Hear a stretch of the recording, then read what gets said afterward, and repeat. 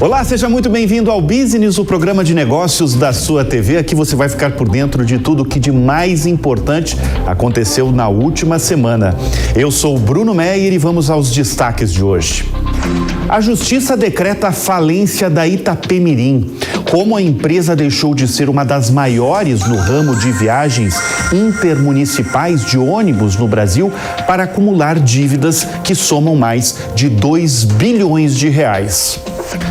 A Amazon anuncia que vai construir uma fazenda solar no Brasil, o primeiro projeto de energia renovável da empresa na América do Sul, e revela quantos novos empregos deve promover no país. Novo foco em São José dos Campos? O Business explica o motivo de a Embraer ter investido na maior fabricante de drones da América Latina. Cresce o faturamento dos brasileiros na plataforma do Airbnb, porque mais pessoas passaram a abrir suas casas para hóspedes no país. E o número de milionários no Brasil deve dobrar até 2026. Conheça a previsão completa vinda do banco Credit Suisse. Fica ligado, o Business está no ar. E olha, a gente abre a edição do Business com uma notícia que não é legal de falar, né? Eu particularmente não gosto de falar de uma empresa que está decretada falência, que é o Grupo Itapemirim. A empresa que se consagrou aí como transporte rodoviário, foi fundada em 1953 por um ex-combatente da Segunda Guerra Mundial, que é o Camilo Cola. A empresa teve a falência decretada pelo Tribunal de Justiça de São Paulo. A decisão ainda cabe recurso. A sentença atendeu a um pedido do Banco Bradesco, um dos credores da companhia. Na mesma decisão, os bens de Sidney Piva, que é presidente do Grupo Ita, que comprou a empresa em 2017, se tornaram indisponíveis. O grupo já foi considerado um dos maiores do país no ramo de viagens intermunicipais de ônibus, mas estava em recuperação judicial desde 2016, numa sequência de diversas polêmicas, como brigas entre sócios e também a companhia aérea que foi lançada depois. A companhia aérea, aliás, foi um dos capítulos mais controversos do grupo. No segundo semestre de 2021, a empresa de transporte rodoviário, mesmo em recuperação judicial, virou também uma companhia aérea e no meio da pandemia, num dos períodos mais difíceis para o setor. A operação durou 5 meses. Os problemas começaram com acusações de atrasos de salário e outros direitos trabalhistas até chegar no fim de 2021, antes do Natal, quando a empresa cancelou subitamente os voos, deixando milhares de passageiros sem viajar nas festas de fim de ano e gerando aí uma série de ações judiciais. A Itapemirim agora sai de cena. Lamentável dizer isso de uma empresa, né? Mas com dívidas que somam 200 milhões de reais, e não só isso, mais de 2 bilhões de reais em despesas pendentes com impostos e previdência. E a Amazon anunciou investimentos pesados no Brasil. Ela vai construir uma fazenda solar de 122 megawatts no país. Esse é o primeiro projeto de energia renovável da empresa na América do Sul. Tem uma expectativa de gerar 850 empregos no país só nessa fase de construção do projeto do Parque Solar, com 30 vagas permanentes depois no início das operações. O projeto no Brasil vai contar ainda com investimento na casa de quase 2 bilhões de reais. Ela anunciou 380 mil dólares, né, em programas de preservação de biodiversidade. A empresa, uma das 5 maiores e mais valiosas do mundo, anunciou projetos similares de fazendas solares, tanto na Índia quanto na Polônia. A meta da Amazon é alcançar 100% do seu uso de energia anual por fontes renováveis até 2025. No fim do ano passado, a empresa estava em torno de 85%.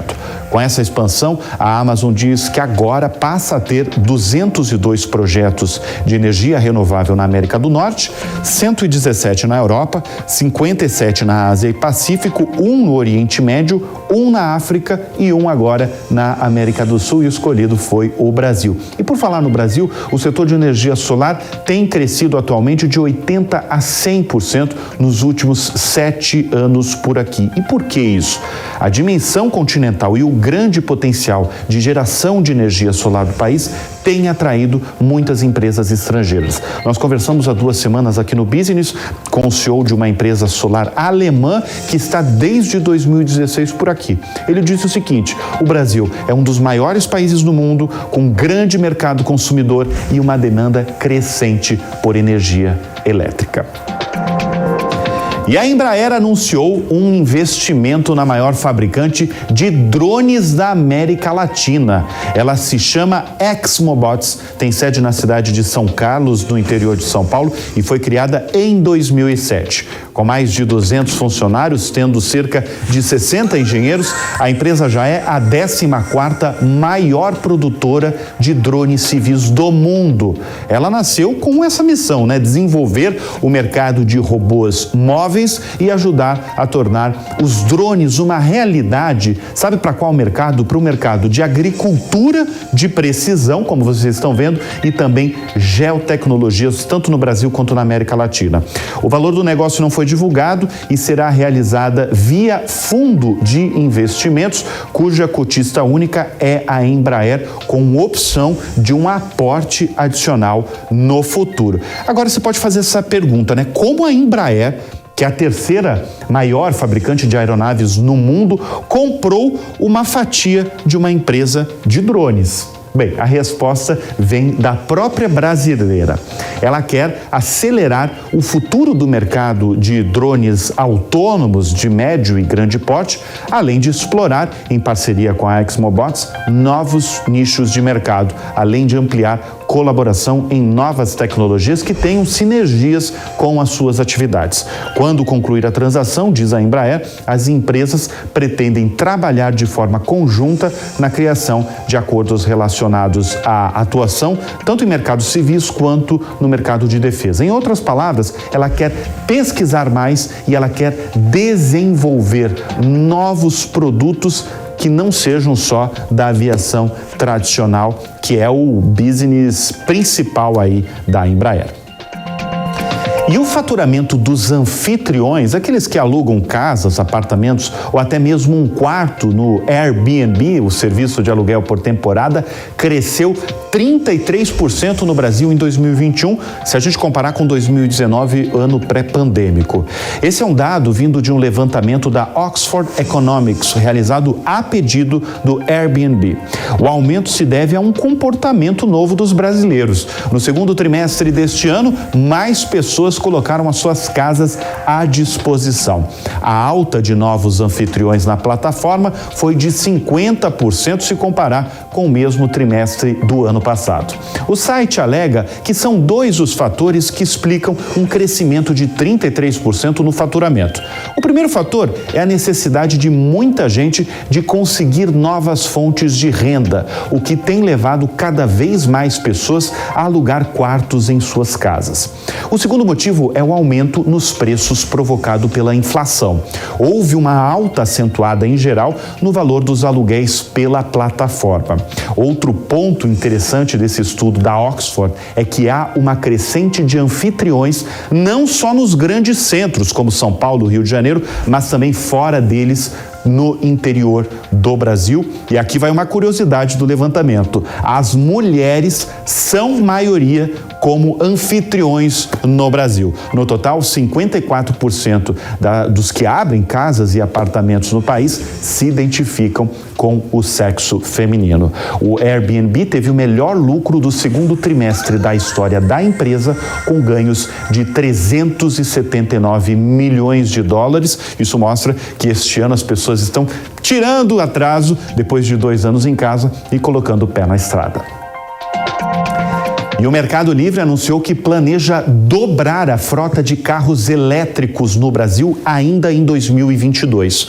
O objetivo da empresa é incorporar mais de 400 novas vans elétricas e realizar entregas em diferentes regiões do país. Os novos veículos poderão carregar aproximadamente 650 quilos de carga útil. No ano passado, a frota elétrica da empresa contabilizava apenas 270 veículos, entre vans e pequenos caminhões. Agora, o Mercado Livre opera a maior frota de caminhões sustentáveis do país, com 103 veículos movidos a gás natural e biometano. E a Hyundai inaugurou a primeira fábrica de motores na América Latina, na cidade de Piracicaba, no interior de São Paulo, 10 anos depois de ter dado pontapé na produção de automóveis no mercado brasileiro. Até então, os motores eram importados da Coreia do Sul. A nova unidade teve um investimento de 500 milhões de reais e tem capacidade inicial de produção de 70 mil motores ao ano. O projeto gerou a criação de 256 novos postos de trabalho. Esta é a 13ª fábrica de motores da montadora no mundo. Segundo a empresa, a unidade opera com tecnologias alinhadas aos conceitos de indústria 4.0 e com as mesmas características que asseguram a qualidade mundial da marca coreana. Os motores dessa unidade vão equipar o HB20, o automóvel mais vendido no Brasil em 2021 e líder de vendas neste ano, com mais de 61 mil unidades até agosto. No local também é fabricado o utilitário esportivo Creta. E já pensou perder metade do seu patrimônio? É melhor não falar isso nem brincando, né? Mas é o que aconteceu com o fundador e dono da Meta. Mark Zuckerberg, veja só, perdeu metade da fortuna. Há menos de 2 anos, ele era a 3ª pessoa mais rica do mundo, atrás de Jeff Bezos, da Amazon, e de Bill Gates, da Microsoft. A sua fortuna atual é de 55 bilhões de dólares. Nada mal também, né? Mas muito diferente dos 106 bilhões de dólares que ele ostentava na época. E pior, o homem que já foi o 3º mais rico do planeta agora está na 20ª posição. Isso aconteceu porque grande parte da fortuna de Mark Zuckerberg está atrelada às ações do Facebook, que chegou a valer mais de $1 trilhão e agora está avaliada em 391 bilhões de dólares. Mark Zuckerberg é o maior acionista do Facebook, com 13,6% das ações. O posto de pessoa mais rica do mundo continua sendo de Elon Musk, da Tesla e da SpaceX, com 276 bilhões de dólares. E o número de milionários no Brasil deve dobrar até 2026. A previsão é do Credit Suisse, um dos principais bancos de investimentos do mundo. A instituição contempla os novos ricos, não quem tem R$1 milhão. Isso é interessante falar. O novo milionário para o banco é quem tem mais de $1 milhão em patrimônio. De acordo com o Credit Suisse, a quantidade de milionários no Brasil vai saltar de 266 mil do ano passado para 572 mil em 2026, ou seja, 115% mais comparado os 2 anos. O crescimento dos brasileiros será acima da média global, estimada em 40%. Além disso, o desempenho nacional aparece como maior na lista publicada, formada aí por pouco mais de 20 países. Entre eles estão a China, com expansão prevista em 97%, a Índia, estimada em 105%, e os Estados Unidos, projetada em 15%. O Brasil, repito, vai ter uma alta de 115%. Vão ter muitos novos ricos por aí no Brasil, de acordo com essa pesquisa aí da Credit Suisse. E a JetSmart vai abrir novas rotas no Brasil e, com isso, aumentar a oferta de empresas low cost por aqui. Low cost são as empresas consideradas de baixo custo. A partir de dezembro, a empresa aérea do Chile vai oferecer voos ligando o aeroporto do Galeão, no Rio de Janeiro, a Buenos Aires, na Argentina, e Santiago, no Chile. O plano é transportar 124 mil passageiros nos primeiros 12 meses de operação das novas rotas. A companhia já opera o trecho Foz do Iguaçu, no Paraná, e Santiago, no Chile. Na nova rota Rio-Santiago, serão 5 voos semanais, com início no fim de dezembro e tarifas a partir de R$ 512 por trecho e já com taxas incluídas. A rota Buenos Aires-Rio terá 3 saídas semanais a partir de 6 de dezembro, com preços promocionais de R$ 465 por trecho e novamente com as taxas incluídas. Fundada em 2016, a JetSmart aposta na retomada da demanda para ampliar a atuação no Brasil. Na Europa, o mercado de aéreas de baixo custo já se consolidou faz muito tempo, né? Por lá, a compra de uma bagagem no balcão pode sair mais caro e até bem mais caro do que a própria passagem. E olha, em 3 anos, o gigantesco fundo japonês SoftBank se tornou dono da maior coleção de unicórnios da América Latina. Aquelas empresas que valem mais de $1 bilhão. Foram realmente bilhões de dólares em investimentos em empresas ligadas à área de tecnologia, com a aposta de que elas se tornariam gigantes. Só no Brasil, para vocês terem noção, o SoftBank é investidor de empresas como Nubank, Rappi, Quinto Andar, Gympass, Log, Madeira e Mercado Bitcoin. Mas este tem sido um ano muito ruim para o fundo. No último trimestre, o SoftBank registrou prejuízo de $23 bilhões, o que fez o fundador, o Masayoshi Son, vir a público para dar uma declaração bem forte, fazendo quase uma meia-culpa aí. Ele disse o seguinte: quando estávamos obtendo grandes lucros, eu fiquei um pouco delirante. E olhando agora para mim mesmo agora, eu estou bastante envergonhado e com remorso. Depois de vender um pedaço da participação que tinha no Alibaba, dona do aplicativo 99, também da Uber, ele acaba, por exemplo, de acumular mais um prejuízo alto. O fundo vendeu a participação que tinha na empresa Kahoot por $150 milhões. Essa é uma startup da Noruega que opera uma plataforma de desenvolvimento de games educativos. E nada normal você vender a participação, né? Quando você tem participação em ações. Acontece que vira um problema quando você investe muito mais do que isso. Na época, o SoftBank colocou $215 milhões na empresa. A participação do SoftBank na Kahoot foi comprada por outra empresa de investimento, o General Atlantic, que já investiu na XP, Hotmart e na Quinto Andar. Mesmo com um ano negativo para o fundo japonês, o jornal The Wall Street Journal noticiou que o grupo considera lançar um novo fundo de investimentos. O tamanho desse fundo não foi definido, nem a região-alvo de investimentos. Agora resta a gente torcer para que a América Latina, especialmente o Brasil, esteja novamente no foco desses bilionários japoneses. E olha, essa semana eu conversei com Alexandre Bratti, que é o CEO do Víssimo Grupo. A gente falou sobre um setor no Brasil que tem crescido muito nos últimos anos. Acompanhe agora.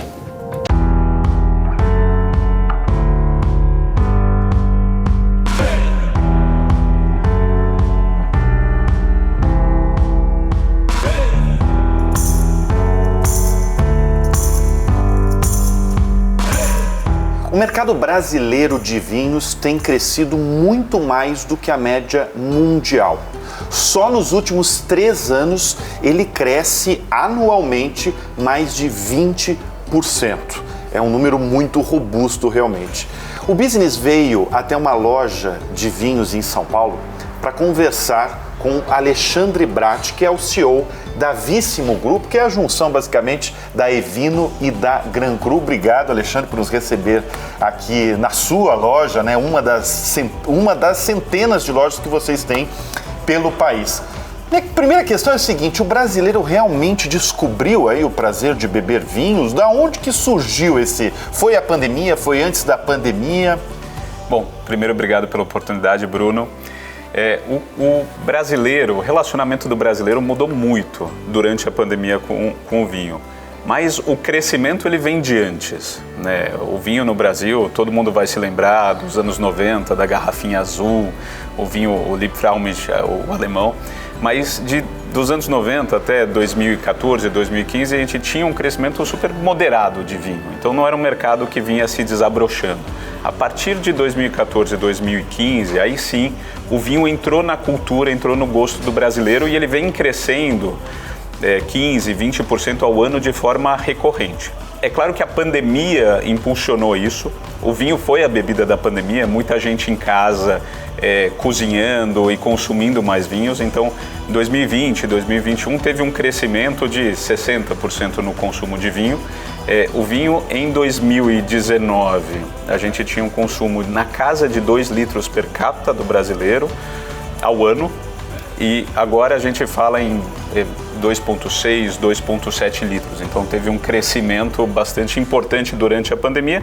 Foi um pouco normalizado em 2022, com as pessoas voltando para o mercado, mas ainda com um crescimento bastante interessante. E 2022, qual que é a meta? Assim, é crescer mais do que o ano anterior? Por exemplo, quantas milhões de garrafas vocês têm como meta vender esse ano?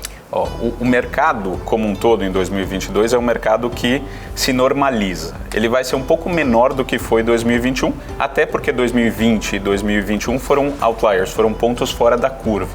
No nosso caso, a nossa expectativa, sem dúvida, é de crescimento e a gente deve transacionar nada menos que 20 milhões de garrafas. 20 milhões de garrafas. 20 milhões de garrafas. Muita garrafa de vinho, né? Muita gente feliz. Muita gente feliz, muito brasileiro feliz. Olha, a pedido do business, eu pedi aí para a consultoria Bytes, que é uma consultoria brasileira especializada em análise de dados, para saber como está o universo digital dos vinhos. E a gente tem alguns números interessantes que essa pesquisa mostra. Em primeiro lugar, é que todos os meses nós temos 7 milhões e meio de pessoas, de buscas no Google com o tema vinhos. Se a gente comparar com cerveja está com 7 milhões e 700, ou seja, o vinho está alcançando a cerveja e a gente está falando de um país que gosta da cervejinha, que gosta do boteco, até por questões de temperatura, né? Isso é um bom termômetro aí para mostrar o interesse do brasileiro digitalmente com o tema vinhos, né? Sem dúvida, sem dúvida. É o número que impressiona. O hábito do consumo de vinho é muito diferente do hábito de consumo de cerveja, né? Inclusive a gente faz bastante pesquisa com o consumidor sobre a sua experiência. O vinho traz essa experiência, ele traz a curiosidade, as pessoas querem saber sobre a uva, sobre o terroir. Então tem muita pesquisa, porque você não quer simplesmente ir no supermercado pegar uma garrafa, levar para casa e tomar como você faz com cerveja. Então a busca, ela reflete muito o que as pessoas buscam dentro da garrafa de vinho, que é história, que é arte, que é entretenimento, que é cuidar da boa mesa. Então tem uma busca muito grande, isso se reflete também nas lojas, no tipo de vinho que a gente vende, mas tradicionalmente o Brasil é um país cervejeiro. O consumo de cerveja no mundo é um consumo de cerveja que cai, enquanto o vinho cresce. No mundo sim, no mundo sim. E no vinho cresce por questões de saúde, por hábitos de consumo, até clima, mas culturalmente mesmo. E o Brasil está começando a fazer isso. Então, nos últimos anos, o mercado de vinhos cresce muito mais do que o mercado de cerveja. Então, mas quando você fala nisso, muita gente reclama também do preço, né, dos vinhos, tanto estrangeiros quanto vinho brasileiro mesmo. Como é que está essa relação aí custo-benefício e principalmente o que vocês têm recebido de demanda das pessoas mesmo? As pessoas, elas têm procurado, vocês têm um crescimento, por exemplo, de vinhos premiums mais caros, ou as pessoas ainda buscam o preço na hora de comprar? Bom, tem várias respostas aqui. O preço, a gente conseguiu baixar o preço de alguns SKUs recentemente por conta do câmbio. O câmbio e os impostos são os principais fatores que atrapalham o preço. Então o preço do vinho no Brasil não é barato, nem do vinho brasileiro.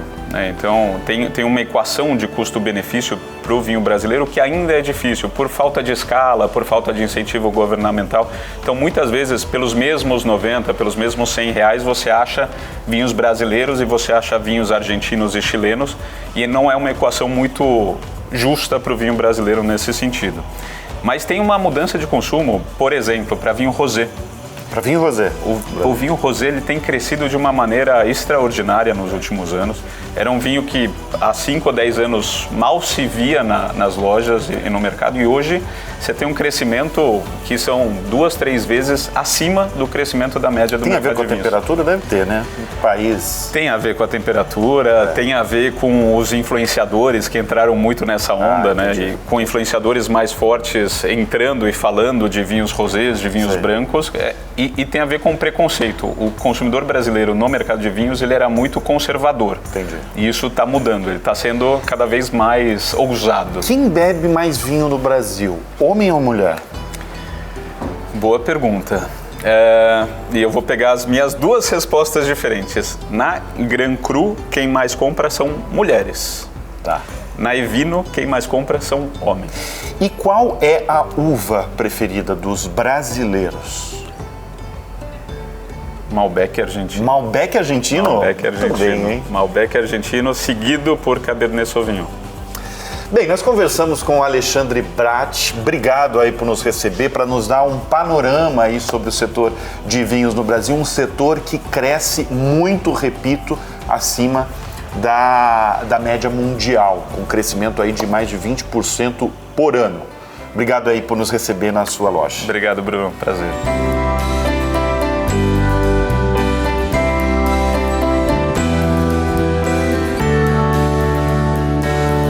E olha só, na segunda quinzena de novembro começa a Copa do Mundo e o grande evento já mexe com as empresas brasileiras. A gigante Ambev, que controla mais de 60% do mercado de cervejas no Brasil, por exemplo, está proibida de fechar contratos de exclusividade de vendas da bebida com bares até o fim da Copa. Essa é uma decisão liminar do Conselho Administrativo de Defesa Econômica, o CAD. A decisão foi dada em um caso que analisa se há problemas de concorrência nesses contratos exclusivos mantidos pela empresa, dona de marcas como Skol, Brahma, Stella Artois, Original e Antártica. O caso foi aberto nada mais, nada menos pela sua maior rival, a Heineken, que também é atingida pela liminar. A Heineken não pode ultrapassar os 20% de contratos de exclusividade com bares nesse período de Copa. Em março, a Heineken protocolou uma petição no CAD contra a Ambev, em que alega que a rival fecha parte do mercado para concorrentes com a seguinte tática: ela firma contratos exclusivos com bares, e isso já ocorre em 11 capitais do país. Com isso, cervejeiras não conseguem entrar em regiões e bares estratégicos. A Heineken chegou a fazer um levantamento que mostra bairros inteiros em que quase a totalidade dos bares tem contratos de exclusividade com a Ambev.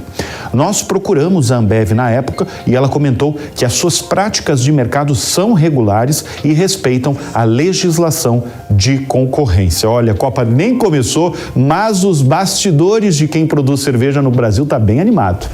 E veja só essa, o Google depositou por engano mais de R$1 milhão na conta do engenheiro de segurança americano Sam Curry.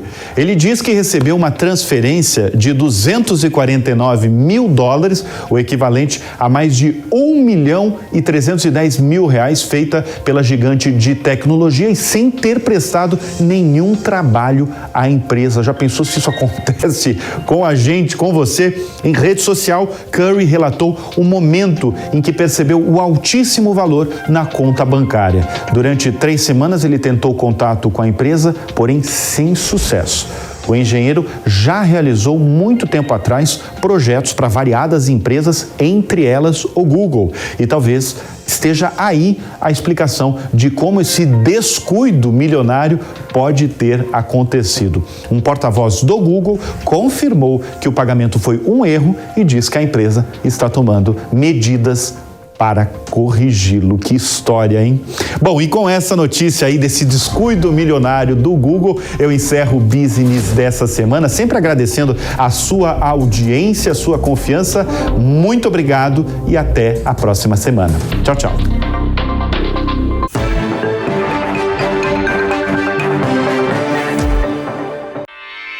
Realização Jovem Pan News.